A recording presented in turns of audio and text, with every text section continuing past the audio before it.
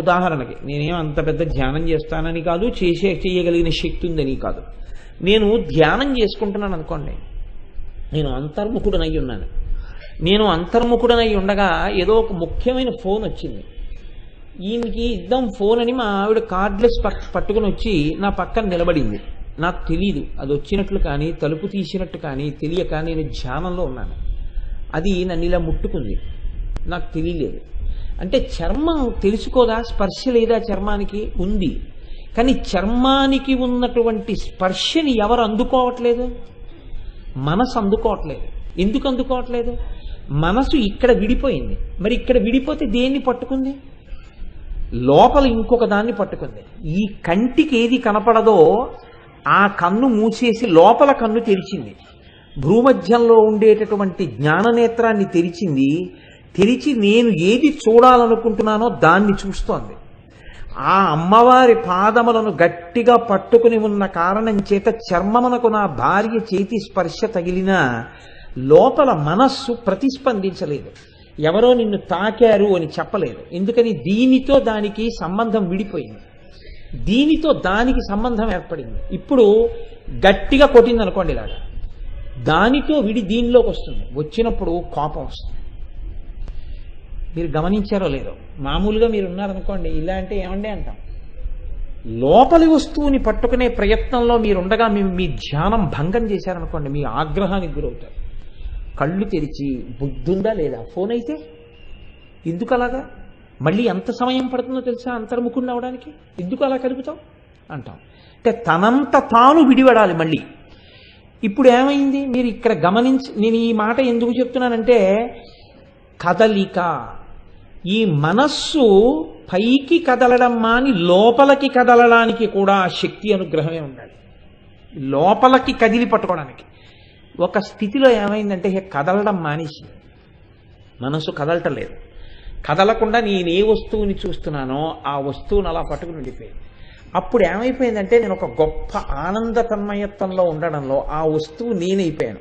అప్పుడు ఏ వస్తువుని ధ్యానం చేస్తున్నానో ఆ వస్తువుగా నేను మారిపోయి ఉన్నాను. అది కదలిక లేని స్థితి శివం.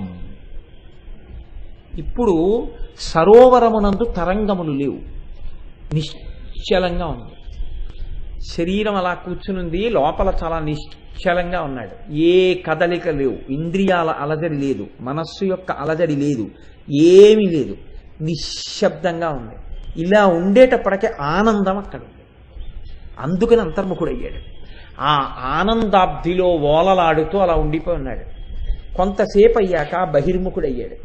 బహిర్ముఖుడు అవగానే మళ్ళీ దుఃఖం ప్రారంభం. ఇంద్రియాలు మనసు పనిచేయడం మొదలుపెట్టి బయటికి తిరిగితే మళ్ళీ కదలికలు వచ్చేస్తాయి. అందుకని శక్తి అంటే కదలిక, కదులుతోంది. ఈ కదలిక లేదనుకోండి ఆగిపోయిందనమాట వ్యాపారం. ఇది ఈశ్వరపరంగా ఆగిపోయిందనుకోండి శివం అయ్యాడు. బాహ్యంలో కదలిక లాగాయనుకోండి, బ్రహ్మాండ పరంగా కదలిక ఆగిపోయిందనుకోండి ఉపద్రవం వచ్చేసిందని గుర్తు. అంటే మీకు నేను ఇంకొంచెం బాగా వివరణ చేయాలి అంటే ఒక్క మాట చెప్తాను. భూమి తిరగడం మానేసింది అనుకోండి. భూమి ఉందండి, ఇప్పుడు ఎలా ఉందో అలా భూమి తిరగడం మీరు చూశారా? నిజంగా చెప్పండి నాకు. నేను చూశానా, మీరు చూసారా భూమి తిరగడం? మనం చూడక్కర్లేదు, కానీ భూమి తిరుగుతోంది. ఈ తిరుగుతున్న భూమి తిరగడం ఆపేసింది అనుకోండి, తిరగలేదు.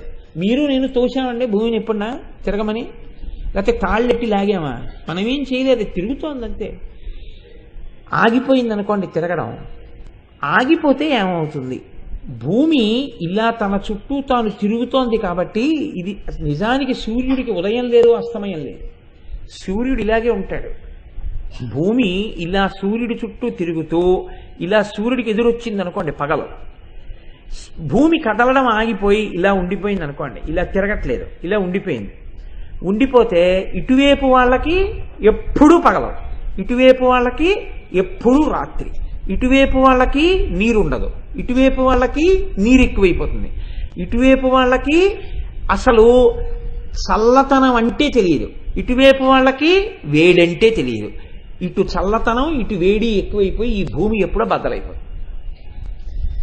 ఈ భూమి తిరుగుతోంది కాబట్టి పగలు చీకటైతే మీరు నిద్రపోతున్నారు, చీకట్లు పగటైతే మీ ఇంద్రియాలు లేచి మళ్ళీ లోకాన్ని అనుభవిస్తున్నారు.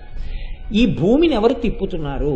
మీకు లోకంలో ఏది తిరిగిందన్నా it presupposes the existence of power. ఈ ఫ్యాన్ తిరుగుతోంది, కరెంట్ ఉంది. మైక్ పనిచేస్తోంది, కరెంట్ ఉంది. భూమి తిరుగుతోంది, శక్తి ఉంది కదండి. ఇప్పుడు గాలి వీస్తోంది, గాలి కదులుతోంది, కదిలితే కదా గాలి మీ దగ్గరికి వస్తుంది. నీరు ప్రవహిస్తోంది, గడ్డి పెరుగుతోంది, విత్తనంలోంచి అంకురం వస్తోంది. అంటే ఈ కదలికలన్నీ ఎక్కడి నుంచి వస్తున్నాయి? శక్తిలోంచి వస్తున్నాయి. అంతవరకు ఎందుకండి? మీకు నేను ఒక్క మాట చెప్తాను. గుండె కొట్టుకుంటోంది, రక్తం కదలడం ఆగిపోయింది. లేకపోతే రక్తం చాలా వేగంగా తిరుగుతోంది. ఉత్తర క్షణం ఏమంటారంటే ఈయనకి నిద్ర మాత్ర వేసేసి పడుకోబెట్టేయండి అంటారు. బ్లడ్ ప్రెషర్ ఎక్కువగా ఉంది. రక్తం నియతితో ఒక్క వేగంతోనే పరిగెత్తాలి. రక్తం ఆగకూడదు, ఎక్కువ వేగంతో పరిగెత్తకూడదు. ఇది గమనించిన వాళ్ళే ఏమన్నారంటే వడిబాయక తిరిగే ప్రాణబంధుడా అన్నమాచార్య. వడి అంటే వేగం.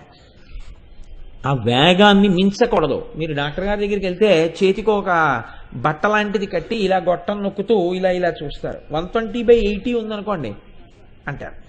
కొంచెం ఏమైనా తేడాగా ఉందనుకోండి, ఎక్కడికైనా ఊరు వెళ్తారేంటంటే ప్రసంగాలకి 2-3 రోజులు వెళ్ళకండి, ఇంట్లో ప్రశాంతంగా ఉండండి అంటారు. అంటే బీపీ షూటప్ అయిందనమాట. రక్తం యొక్క వేగం పెరిగిందనమాట. ఈ వేగం పెరిగిపోకూడదు, తరిగిపోకూడదు. మీరు చూడండి, భూమి తన చుట్టూ తాను 24 గంటల్లోనే తిరగాలి. నా ఇష్టం వచ్చినట్టు నేను తిరుగుతానేమో, భూమి అలా తిరగదు. సూర్యుడి చుట్టూ భూమి ఒక నియతితోటే తిరగాలి. సూర్యుడు తన చుట్టూ తాను ఒక నియతితోటే తిరగాలి. ఎవరి శాసనానికి తిరుగుతున్నాయి?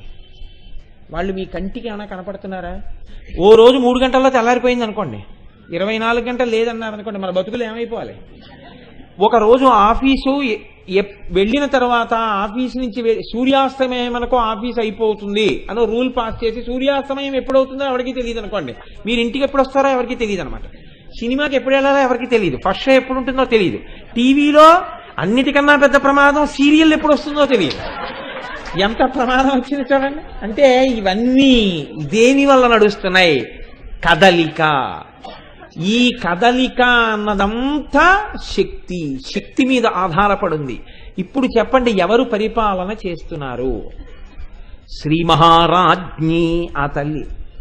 ఆవిడ ఆదేశమునకు ఈ కదలికలు లేకపోతే లేదంతే. అందుకే శంకరాచార్యుల వారు అద్భుతమైన మాట ఒకటి చెప్పేశారు.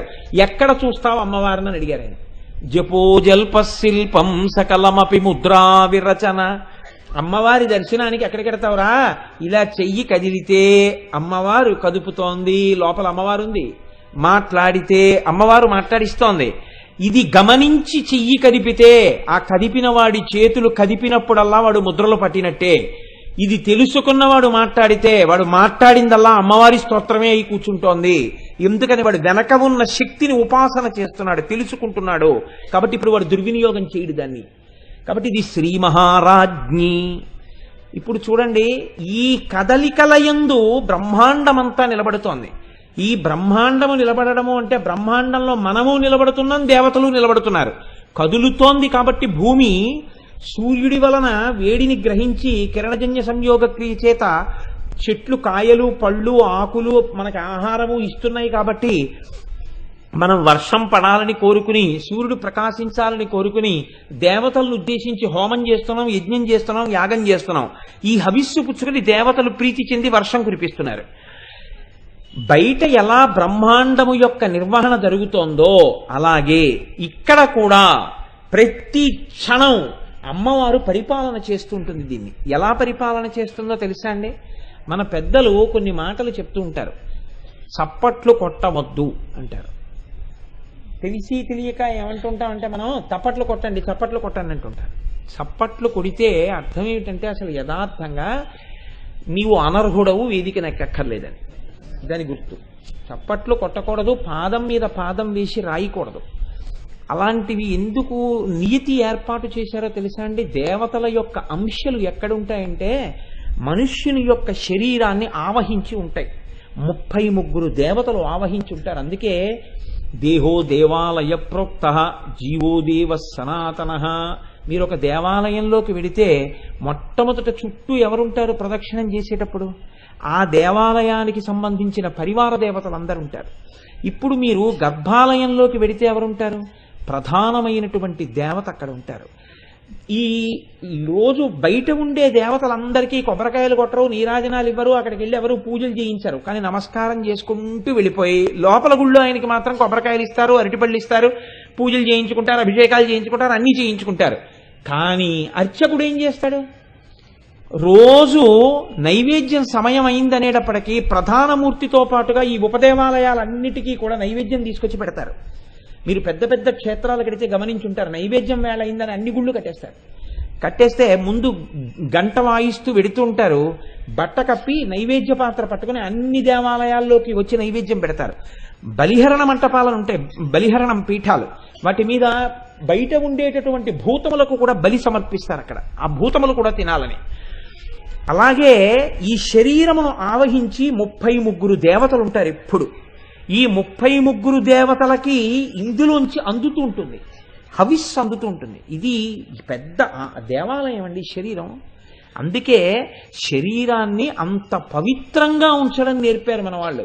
ఎక్కడ పడితే అక్కడ, ఎలా పడితే అలా తీసుకోవడం అన్నదాన్ని చెయ్యకపోవడానికి కారణం అదే. మీరు చూడండి, ఇందులో చాలా చిత్రమైనటువంటి విషయం ఏమిటంటే, ఈ తల్లి శరీరంలో ఉండేటటువంటి అనేకమైనటువంటి చోట్ల అగ్నిర్మే వాచి శ్రిత, వాయుర్మే ప్రాణే శ్రిత, దిశోమే శ్రోతే శ్రిత, ఆపోమే రేతస శ్రితా, ఓషధి వనస్పతయో మే లోమసుశ్రితా, ఇంద్రోమే బలే శ్రిత, పర్జనోచమే మూర్ధిని శ్రిత, ఈశానో మే మన్యౌ శ్రిత, ఆత్మావ ఆత్మని స్థిరిత. ఈ దేహమునందే ఆవహించి వాక్కు యందు అగ్నిహోత్రం ఉంటుంది. అందుకే నేను ఏమంటే ఆయన మాట విన్న తర్వాత మారిపోయానండి అంటాడు. మారిపోయానండి అంటే అగ్నిహోత్రమై పచనం చేసి కాల్చి అజ్ఞానాన్ని దహిస్తుంది వాక్కు. అందుకని వాక్కు యందు అగ్నిహోత్రం ఉంటుంది, ప్రాణమునందు వాయువు ఉంటుంది. అందుకే వాయుచలనం ఆగిపోయింది అనుకోండి, ప్రాణం పోయిందంటారు. ప్రాణమునందు వాయువు. దిగ్దేవతలు శ్రోత్రములందుంటారు, వరుణుడు రేతస్సునందుంటాడు, ఓషధీశ్వరులు కేశములను ఆశ్రయించి ఉంటారు, ఇంద్రుడు బలమునందుంటాడు, పర్జన్యుడు శీర్షమునందుంటాడు, ఈశానుడు మన్యువునందుంటాడు. లోపల ఆత్మయందు పరమేశ్వరుడు ఉంటాడు. ఈ లోపల ఉండేటటువంటి ఈ పరమేశ్వరుడు ఈవిడే. తస్య మధ్యే మహానగ్నిర్విశ్వార్చిర్విశ్వతోముఖ సోగ్రభుగ్విభజన్నిష్టన్నాహారమజర కవి తిర్యగూర్ధ్వమధశాయీ రశ్మయస్సస్త సంతతాః సంతాపయతి స్వందేహమాపాదతలమస్తకః తస్యా శిఖాయా మధ్యే పరమాత్మా వ్యవస్థితః అని రోజు మనం మంత్రపుష్పం చెప్తుంటాం కదా. ఇక్కడే నివారస్సూకవత్తన్వీ పీతాభాస్వత్యనూపమ అని నాభ్యాము పరితిష్టతి అని బొడ్డులో చిటికిన వేలు పెట్టుకుని పైకి బొటన వేలు పెట్టుకుంటే బొటన వేలు ఎక్కడ తగులుతుందో అక్కడ ఇలా వంగినటువంటి ఒక కమలం ఉంటుంది. దాని మొగ్గ చివర అగ్నిహోత్రం వెలుగుతూ ఉంటుంది. ఆ ప్రకాశం మధ్యలో నీవారస్సూకవత్తన్వీ పీతాభాస్వత్యనూపమ, వడ్డుగింజ పట్టుకుని గీరుకుంటే మొన ఎంత ఉంటుందో అంత చిన్న మొన ఉంటుంది. మళ్ళీ దాని మధ్యలో ఒక ప్రకాశం వెలుగుతుంటుంది. ఇది ఏం చేస్తుందంటే, ఈ ఉన్నటువంటి దేవతలందరికీ కూడా మనం తిన్నటువంటి ఆహారాన్ని పచనం చేసి లోపల యజ్ఞవీధిలోకి ఎలా పడుతుందో అలా పడుతుంది. అందుకే తినే ముందు స్వాహాకారం చెప్తారు, ఎలా పడితే అలా తినడాన్ని అంగీకరించారు. ఓం ప్రాణాయ స్వాహ, ఓం అపానాయ స్వాహ, ఓం యానాయ స్వాహ అని పంచవ్యాహృతులు గుచ్చుకుంటారు ముందు. అంటే స్వాహ అంటూ అగ్నిహోత్రానికి ఇస్తారు. పంటికి తగలకుండా నాలుక మీద పెట్టి చప్పరించి మింగుతారు నీతి అన్నాన్ని. మింగితే అగ్నిహోత్రుడికి హవిస్సులు ఇచ్చినట్టు. ఆ హవిస్సులు ఇస్తే, అందుకే నియతి కలిగినటువంటి వ్యక్తికి భోజనాన్ని వడ్డించారనుకోండి దేవతార్చనకి, ఆయన చేసిన భోజనం యజ్ఞము చేసినటువంటి సోమయాజికి హవిస్సు, యజ్ఞగుండంలోకి హవిస్సు వేస్తే ఎంతో ఆయనకి భోజనం వడ్డించడం అంత ఫలితం. ఆయనకి వంట చేసి మీరు అక్కడ పెట్టారనుకోండి, ఈశ్వరుడు ఏ ఫలితాన్ని వాళ్ళ ఖాతాలో వేస్తాడంటే యజ్ఞమునకు కావలసినటువంటి సమస్త సంభారములను సిద్ధము చేసి అక్కడ పెట్టిన ఫలితం వేస్తాడు. ఒక యజ్ఞం చెయ్యాలంటే ఎన్ని సంభారాలు తీసుకొచ్చి నియమం ప్రకారం తెచ్చి అక్కడ పెట్టాలో అన్నిటినీ తెచ్చి అక్కడ పెట్టిన ఫలితం పడిపోతుంది. అందుకని లోపలికి పుచ్చుకున్న పదార్థాన్ని ఎవరు జీర్ణం చేస్తున్నారు? ఎవరు చిన్న అగ్నిహోత్ర రూపంలో ఉన్నదో అమ్మవారు ఆవిడ పచనం చేసి ఆ తల్లి ఏం చేస్తోందంటే ఇప్పుడు ఆ వచ్చినటువంటి ఆ ప్రాణశక్తిని లోపలికి ఊపిరి పీలుస్తున్నప్పుడు ఫైర్ అయింది ఆక్సిజన్తో అంటుంటారు మన వాళ్ళు సైన్స్లో. ఫైర్ అయింది ఆక్సిజన్తో అంటే మీరు నడుస్తున్నప్పుడు ఫైర్ అవుతోందంటారు. ఆ అగ్నిహోత్రంలో వేల్చి దాన్ని ఏం చేస్తుందంటే దేవతలకు అందరికీ అందిస్తుంది. అందిస్తే ప్రధాన దేవతకి నైవేద్యం అయిన తర్వాత ఉపదేవాలయాల్లోకి అందినట్టుగా మిగిలినటువంటి దేవతలకు అందరికీ అందుతుంది. అందుకే మీరు చూడండి, అమ్మో ఇంకా నీరస పడిపోయింది బాబోయ్ ఏమైనా తింటే కానీ వీలు లేదంటాడు. చేతులు పనిచేయవు, కాళ్ళు పనిచేయవు, నేను మాట్లాడలేనంటాడు, ఊపిరి కూడా తీలేకపోతున్నానంటాడు. కానీ పెడితే తిని జీర్ణం చెయ్యడానికి ఎవరున్నాడో వాడు నీరసపడిపోయాడు అనుకోండి, మీరు తిన్నా జీర్ణం అవ్వదు. వాడొక్కడు మాత్రం నీరసపడిపోకుండా ఇంకా అలాగే ఉన్నాడు. అది ప్రధాన దేవత ఆవిడ అమ్మవారు. ఆవిడ ఏం చేస్తోందంటే ఇక్కడే ఉండి పరిపాలన చేస్తోంది ఈ శరీరాన్ని. అందుకే ఆవిడ అంత గొప్ప పరిపాలన చేస్తుంటే నువ్వు ఏది పడితే ఏది, ఎలా పడితే అలా అందులోకి పొయ్యవచ్చా, ఏది పడితే అది అందులో వెయ్యవచ్చా ఆవిడ చూస్తుంది. ఆవిడ శిక్ష వెయ్యవలసి వచ్చిందనుకోండి, గమ్మత్తుగా ఒక్క శిక్ష వేస్తుంది. ఆవిడ ఏం చేస్తుందంటే నీ శరీరములో ఉన్నదాన్ని నీ అంత నీవుగా వెళ్ళి విసర్జించే శక్తిని ఉపసంహారం చేస్తున్నాను అందనుకోండి, అయిపోయిందండి. ఎంత బతుకు బతికిన వాడైనా సరేనండి అంతే, వాడి గౌరవం అక్కడతో వెళ్ళిపోయింది. కాబట్టే పెద్దలు అన్నారు, తస్మాత్ జాగ్రత్త జాగ్రత్త. ఏమనుకుంటున్నావో, లోపల అమ్మవారుండి కార్యాన్ని నిర్వహణ చేస్తోంది. ఆ తల్లి మహారాజ్ఞి పరిపాలన చేస్తోంది నీ శరీరాన్నంతటి, ఇంద్రియములకు పుష్టినిస్తోంది. ఆ తల్లి ఈ శరీరాన్ని ఎలా పోషిస్తోంది అన్నదాన్ని మనం శరదానవరాత్రుల్లో ఇక్కడ చండీహోమం చేసినప్పుడు రోజు దుర్గా సప్తశతిలోంచి చదివేవారు ఇవన్నీ. ఆ తల్లి లోపల ఉండి ఎలా పరిపాలన చేస్తుందో చూడండి. యాదేవి సర్వభూతేషు బుద్ధిరూపేణ సంస్థిత నమస్తస్యై నమస్తస్యై నమస్తస్యై నమో నమః. ఆ తల్లి బుద్ధి రూపంలో ఉంది. ఏమీ లేదండి, బుద్ధి అంటే నిశ్చయాత్మకము. ఇది అనచ్చా అనకూడదా గబుక్కున అనేశాడు అంతే, ఉపద్రవం వచ్చేసింది ఒక ఆయనకి. ఒక్క మాట ఇన్నాళ్ళు కడుపులో పెట్టుకున్నాడు, ఇప్పుడు గబుక్కును పైకి అన్నాడు ఒక ఆయన ఓ మాట, అంతే ఉపద్రవం వచ్చింది. ఆ మాట పైకి అనడం ఉపద్రవం, అనకుండా ఆపగలిగిన బుద్ధి వక్రించింది ఆ సమయంలో. ఒక్కొక్కరు చూడండి అంటారు, ఏమిటోనండి అనవసరంగా ఎందుకు చేశానో తెలియదండి ఆ పని, అనవసరంగా వెళ్ళి ఆ పని చేశానండి, దానివల్ల ఇంత ఇబ్బందిలో పడ్డానండి అంటే. ఆ ఇబ్బందిలో పడ్డానండి అన్న విషయం ఎంత స్థితికి ఎందుకు వెళ్ళింది అంటే ఆ సమయంలో బుద్ధి సరిగ్గా పని చెయ్యకపోవడమే. నేను మీకు దీనికి నేను ఇంకా ఏదో ఒకటి చెప్పకుండా ఉండలేకపోతున్నాను. అందుకని నేను ఇలాంటివి చెప్పాలి అంటే ఇంకొకరి జీవితంలో ఇవి చెప్పడానికి ఇష్టపడను, ఇంకొకటి చెప్పడానికి ఇష్టపడను. ఏదైనా అవమానకరమైన సందర్భం అయితే బుద్ధి సరిగ్గా పనిచేయకపోతే వచ్చే ఉపద్రవం అంటే ఇంకొకరిది చెప్తే దోషం అది. కాబట్టి నాది మాత్రమే అనుసంధానం చేస్తుంటాను. అటువంటిప్పుడు నేను ఒకసారి ఒక పెళ్లికి వెళ్ళాను. అది తెల్లవారుజామున 2 గంటల చిల్లర ముహూర్తం. ఎందుకు పుట్టిందో బుద్ధి, ఒక కొత్త తెల్ల ప్యాంటు తెల్ల చొక్కా కుట్టించుకున్నాను. ఇప్పుడు కాదులేండి, ఎప్పుడో 10 సంవత్సరాల క్రితం కుట్టించుకుని ఆ పెళ్లికి వేసుకుందాం అనిపించింది. ఆమె నా చెల్లెల వరసది, అందుకని చెప్పి చాలా సంతోషంగా ఆ ప్యాంటు చొక్కా వేసుకుని మాకు తెలుసున్న వాళ్ళ ఇంటికి నేను మా అమ్మగారు వెడితే వాళ్ళ కారులో మేము కలిసి ఆ పెళ్లికి వెడతాం. వాళ్ళు మాకు బాగా కుటుంబపరమైన స్నేహితులు. అందుకని వాళ్ళ ఇంటికి వెళ్ళాం. వాళ్ళ ఇంట్లో ఒక పెద్ద ఆల్సేషియన్ డాగ్ ఉంది, దాన్ని కట్టేసి ఉంది గొలుసుకి. అది పాపం నన్నేం అనలేదు. ఆవిడ ఓ మాట చెప్తే ఆ కుక్క వింటుంది. యజమాని ఎందు ప్రీతి కలిగిన కుక్క, మాట వినే కుక్క. కొందరు ఇళ్లలో ఆయన మనవాడే వినన్నా అదేం విందా కుక్క, అలాంటి కుక్కలు కూడా ఉంటాయి. కానీ ఈ కుక్క అటువంటిది కాదు, అది ఏదో తాని మానాన్ని పడుతుంది. నేను చక్కగా వాళ్ళు లోపలికి తీసుకెళ్లారు, కూర్చోబెట్టారు. ఆవిడ వచ్చేస్తున్నాను బాబు అని చెప్పి ఆవిడ గబగబా తెములుతున్నారు. తెములుతూ తెములుతూ తెల్లారకట్ట వేళ కదా, పాపం వీడికి ఏదో కప్పు కాఫీ ఇస్తే ప్రీతి పొందుతాడు అనుకుందో ఏమో, చల్లకాలం కదా అని చెప్పి ఆవిడ నాకు ఒక కప్పు కాఫీ ఇచ్చారు. నేను ఆ సాసరు కప్పు పట్టుకుని ఇలా పెట్టుకుని తాగుతున్నాను. ఇప్పుడు ఆవిడ కాఫీ ఇచ్చారు, నేను తాగుతున్నాను. కుక్క ఆ ముందు గదిలో పడుకుని అది నా వంక చూస్తూ నోరు తెరుచుకుని ఇలా కళ్ళు మూసుకుని పెద్ద నాలుగు ఇలా వేళ్లాడేసుకుని బుర్ర కదుపుతాను. నన్ను అదేం అనలేదు. నేను దాన్ని అనడం ఎందుకు, అనవసరం కదా. కానీ నా బుద్ధి వక్రించి నేను ఏం చేశానంటే ఆ కప్పు సాసరు పట్టుకుని, ఎవ్వరు లేరు, మా అమ్మ లోపల ఆవిడతో మాట్లాడుతోంది, ఎందుకు పుట్టిందో వెర్రి బుద్ధి నాకు అర్థం కాదు, ఆ కుక్క వంక చూసి అన్నాను.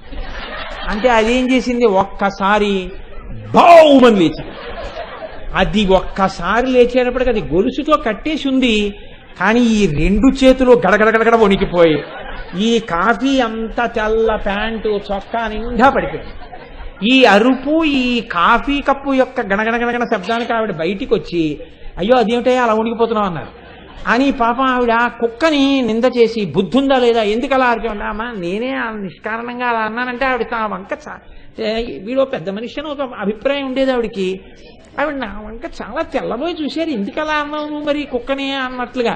కానీ అది కూడా చెప్పకపోతే చాలా దోషం అయిపోతుందని నేను చెప్పేశాను అనుకోండి, అది వేరే విషయం. కానీ ఎందుకు చేశానంటారు ఆ పని, దానివల్ల పెళ్లికి తీసుకెళ్ళింది ఆ ఒక్క జత. అప్పుడు నేను వెళ్ళి మార్చుకోవడానికి లేదు కాబట్టి ఆ కాఫీ ఒలికిపోయిన దాంతో వెళ్ళి అవసరం ఉన్నా లేకపోయినా ఓ పెద్ద రుమాలోటి తీసుకుని ఒళ్ళో వేసి కూర్చోవడం. అంటే ఏంటి పొద్దున్నే మరకలేంటి, ఆ బట్టలు తప్ప నీకు ఇంకోటి లేవా అంటారేమోనని. ఎందుకు ఆ ప్రారంధం అంటే కుక్కను చూసి పళ్ళికిలించడం ఏమిటి, కుక్కను చూసి పళ్ళికిలించిన వాడిని ఎంత అజ్ఞానాలు వాడి ఇవాళ మీకు ఉపన్యాసం చెప్తున్నాడంటే ఏమనుకోవాలి. అంటే అలాగని మీరు నేనేమి అస్తమానం అజ్ఞానిగా ఉండిపోతాను అనుకోకండి, కొన్నిసార్లు మంచిగానే ఉంటాను. అంటే మీకు ఎందుకు నేను చెప్పాను అంటే, యాదేవి సర్వభూతేషు బుద్ధి రూపేణ సంస్థిత, ఆ తల్లి నాకు ఆనాడు ఆ పాఠం చెప్పి ఉంది కాబట్టి ఆనాటి నుంచి ఈనాటి వరకు నేను ఎప్పుడూ కుక్కల ముందు కోతి వేషాలు, కోతి ముందు కుక్క వేషాలు ఏమి, జీవితాంతం జాగ్రత్తగా ఉండడానికి ఆ తల్లి నాకు పాఠం నేర్పి ఉండవచ్చు. కాబట్టి ఆ తల్లి బుద్ధి నిశ్చయాత్మకంగా ఉంటుంది. ఆ నిశ్చయాత్మకమైన బుద్ధి చేత మనిషి వృద్ధి పొందుతాడు. ఆ బుద్ధి రూపంలో ఉండే తల్లి అమ్మవారే. అటువంటి తల్లికి నమస్కారం.